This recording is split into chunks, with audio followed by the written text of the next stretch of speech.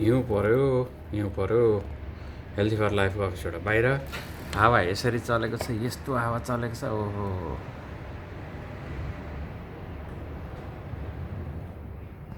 हिउँ कटटै परेको छ, फटटट उडेर परेको छ। एकचोटि बाहिरै पो निस्किनु पऱ्यो। बाहिर निस्केँ।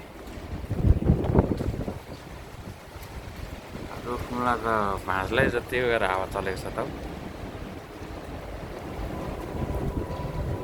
आज अप्रिल 1 तारिक मन्डे।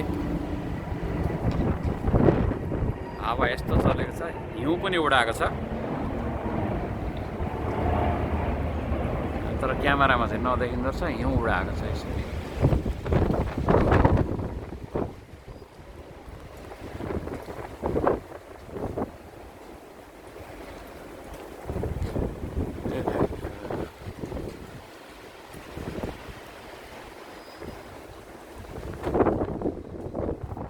अहिले चाहिँ थामियो।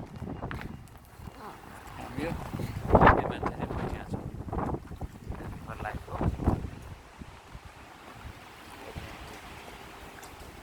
हिउँ पऱ्यो, खतरा चाहिँ होइन, साह्रो अलिअलि पऱ्यो।